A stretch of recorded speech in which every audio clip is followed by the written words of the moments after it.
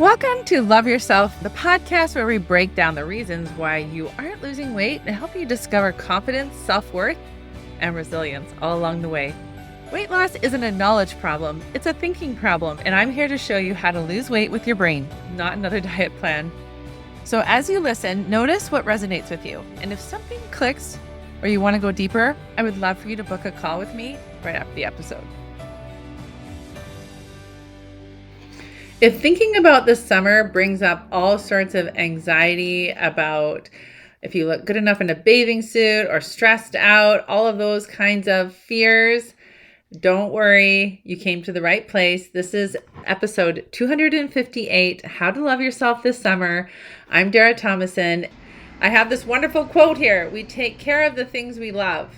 So what do you think would happen if you actually started to take care of yourself, like a new plant or a new baby or something that's just growing, or something you want to if you have like a plant that's something that's not doing great. What do? If someone's feeling sick, you take more care of it, you nurture it more, you give it more attention and love. Well, this is what I'm seeing so much in the work that I do, is that women have forever, their whole, like since they were 8 years old or 12 years old or 15 years old, when they start noticing that their body might not be perfect, their body might look a little different, instead of just having that acceptance and love and kindness, they start using negative self-talk. They start being mean to themselves. They start beating themselves up. They start picking at all, nitpicking. Like, why did you do that? What's wrong with you? When are you going to learn? Okay, these are all horrible, unkind ways of treating yourself. And of course, when you're always feeling bad about yourself, when you're always feeling like you could do better, do you really want to be with yourself? No, you don't. Now, I want to tell a story, and the stories are so instructive. Imagine that you got a job at a grocery store, okay? And you were the bag person at the grocery store. And you hadn't done this before. It's a new experience. And you were so nervous. You weren't really thinking. And you put the watermelon on top of the bread. Okay, what happens when you put watermelon on top of bread? Yes, the bread gets all squished. And then your boss comes along. Now, this part I want you to tell me. The boss says, "You're such a loser. What is wrong with you?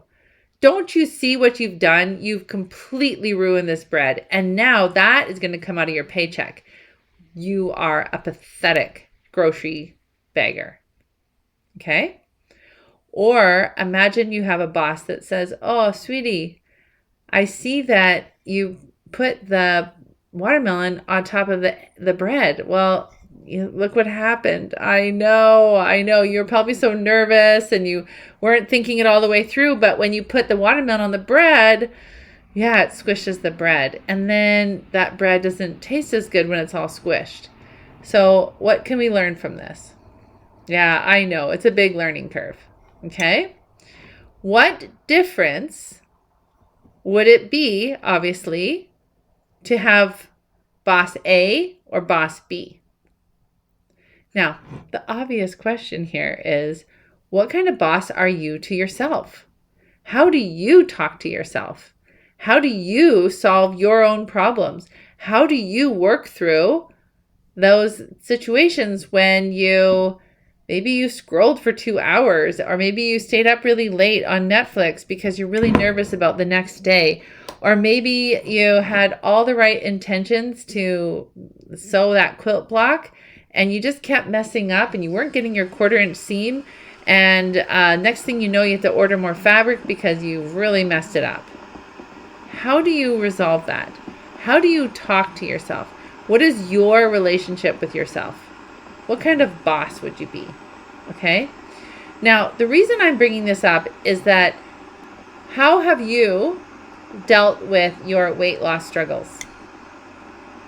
Now, remember, there's only one reason we're overweight, is we're putting more food in our mouth than our body needs. So our body can't use all the energy that we're giving it.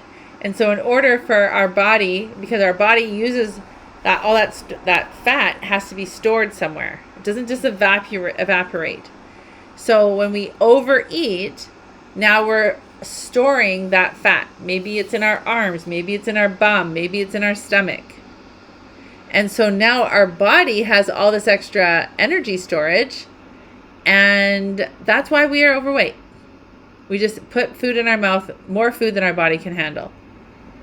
So, why are we eating the food? What is it that's driving us to go down or go over to the kitchen or to stop at the drive-thru or at the convenience store or stock up at the grocery store? Why are we doing that?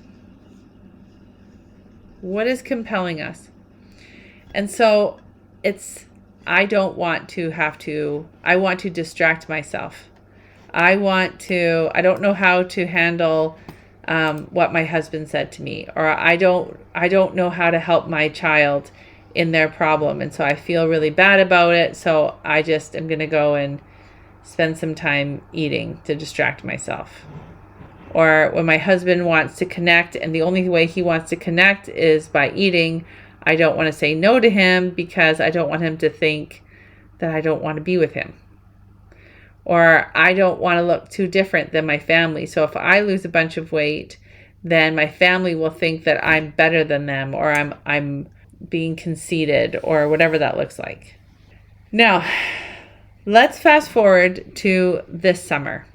So it's already June 25th is when this has come out. So if you're listening to this after or on the day of course, summer's kind of in full swing, right? June 21st is the first day of summer. So what is scary about weight loss in the summer? Well, you can't wear all the layers, right? You can't be, if you're really hot, you can't wear all the layers that you have worn to protect yourself.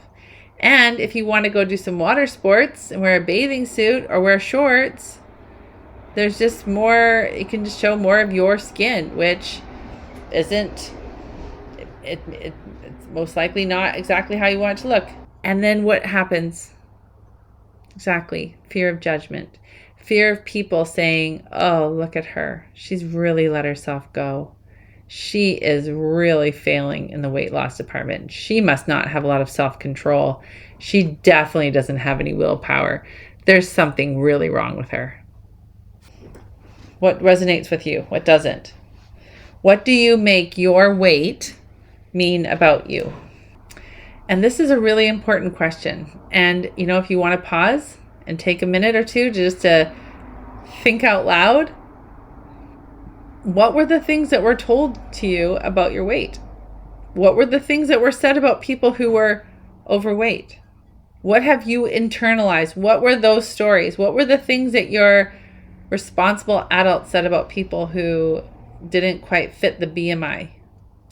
Now, this summer, I have created this wonderful experience for you. And I'm really excited about it. I've been doing it in my group for years, and we call it the summer bucket list. And I want to just talk, have you ever done it? People talk about it's like on my bucket list.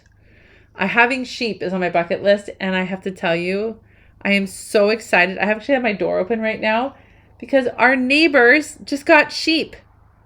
She used to have a donkey named Juliet, and I loved it. I could hear the chickens, I could hear the roosters, and I could hear the donkey, and it made me so happy. And then the donkey moved on. But now she has sheep. So every once in a while, I get to hear sheep. By the way, if you haven't seen the Sheep Detective movie with Hugh Jackman, you need to. I'll link it in the below. It's an adorable movie. It's so adorable. I watched it on the opening night. I don't go to the movie theaters very often, but I was happy to pay every penny. And I took my two oldest kids, and it was so fun. It was such a fun movie. Having sheep has been on my bucket list since I was 8 years old. Okay, my life bucket list. But one year, through my church, the women's group, they had the summer bucket list challenge, and so they had 10 core bucket list summer bucket lists that they wanted everyone to do. And then I can't remember exactly how it went, but there was ones that you could add to it. So with my kids at the beginning of the summer, I have 5 kids, and I say, okay, guys, these are these things that I want to do. What are some of the things that you want to do? So we put camping, we put flying a kite, a picnic, like we put a bunch of things. We had different parks that we wanted to go to, different friends that we wanted to connect with, floating the river, all these different things. Okay. And then at the end of the summer, you got a prize if you finished everything on the bucket list. So everyone that finished it all got to have the prize, which was really fun. Now, a few years ago inside my program, I thought, wouldn't that be fun for us to do something similar? And that summer, whenever we do the bucket list, the summer bucket list or Christmas bucket list, whatever that is, it's very unifying. It's very, it helps guide our brains. It helps with overwhelm, and it just gives us direction. And I feel like it's really helped my kids feel very connected as a family. And so in my program, we did this summer bucket list friendship challenge, I called it. And so these women signed up. They said, yeah, we're going to do this. And one of the ladies, she lives in the Washington, D.C. area. She lives outside, but she'd take the train into town. And there's so many incredible museums in Washington, D.C. And so she just planned her days. And she would go in on the train. It reminded her of her father and all of their connections. And she took herself. Sometimes she'd bring her grandkids. Sometimes she wouldn't. And she just really enjoyed taking part of this amazing culture that she lives in with all these different opportunities. Another lady decided to challenge herself to make a certain amount of charity quilts. And she had a specific number and she had a purpose. It was at the Ronald McDonald House. And so every time she'd work on those charity quilts, she felt super connected to, like, this is the kind of person I want to be. This is the kind of contribution I want to make. Another lady worked on specific parts of her garden and how much she wanted to produce these vegetables. And then she was at the harvest, just felt so much more connected. Some women chose to read a whole book series. One of the book series I love is the Number One Ladies Detective Agency. And so we can challenge ourselves to have these joyful experiences, going camping, doing certain hikes, all sorts of experiences. And so what happens is when you make your life more interesting, right? When you take care of what you care for is what you take care of, right? What you love, you take care of.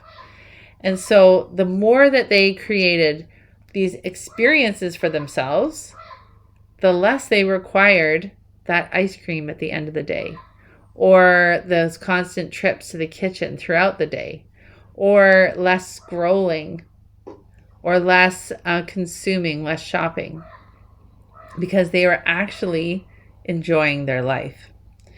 So how we're going to do the How to Love Yourself this summer experience is you're going to create a bucket list for yourself. Now, we have a ton of suggestions, and they're awesome.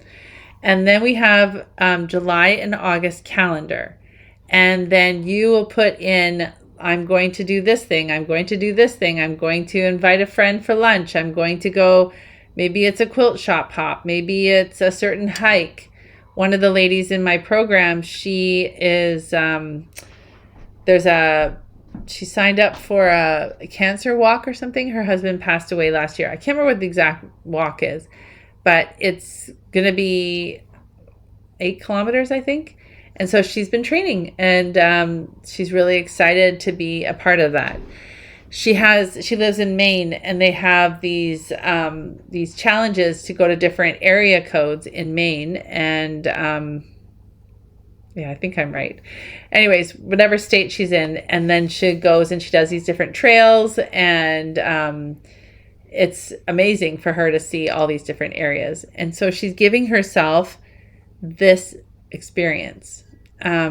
Even something simple like changing the oil in her lawnmower by herself without having to pay someone. That is something that she's doing, and she feels so much joy because she's like having that kind of independence. The other part of the summer bucket list is think about your bucket. You know, I don't know if you've ever heard in elementary school, they say, oh, that filled my bucket. This is something that fills my bucket. And right now we're having a lot of family challenges.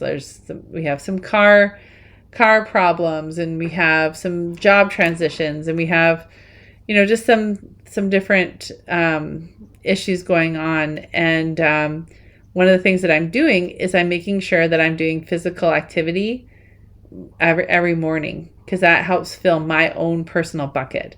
Reading scriptures for me fills my own personal bucket. Serving the ladies in my program fills my personal bucket.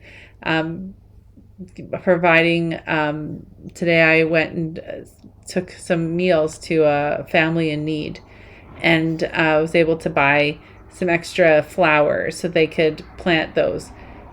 Making those meals for them, those kinds of things, like, they actually fill my bucket. Being able to serve with other people, like serve people and show them love, that makes sure that I am taking care of me, so that when my kids need me, my husband needs me, whatever those responsibilities, I'm going to be okay. So it's called the Summer How to Love Yourself This Summer Experience. So come and join us. Another thing that's going to be fun is we're going to be every week I have different challenges for you. I have encouragement. I'm going to go over like different scenarios of summer eating challenges, like barbecues, weddings, all of those kinds of things. So when you sign up for those emails, I'm going to have those helpful tools for you. So how does that sound? How does it sound to make your life more interesting, more adventurous, more exciting? So food doesn't have such a strong grasp onto you, okay? So go ahead and join us. I have an amazing webinar that there's 3 different times, so you can see in the link there. You can come to one or all 3, and we're going to be really introducing this idea of the summer, how to love yourself this summer. I'm going to give you some more strategies, some different challenges to help you to really start living a life that feels so enjoyable. And I have to say, the more your life is wonderful and full, the more that weight loss just becomes an inevitability. So when I lost this over 50 pounds, at first I lost 30 pounds and I was thrilled. I was so happy. I couldn't believe I'd lost the 30 pounds. I felt so much lighter, mentally, physically. And that was in May of 2019. And by December of 2019, I had lost another 20 pounds. And I didn't even think I needed to lose another 20 pounds. And so it was really interesting how that worked, because I was just loving my life, enjoying my life. And the number on the scale just kept going down. And it wasn't even something I needed to do. I didn't feel like I needed to do, but every body has its own set point, and clearly that's what my body feels the most comfortable at this weight. So, all right, I can't wait to see you, support you, and help you. Take care.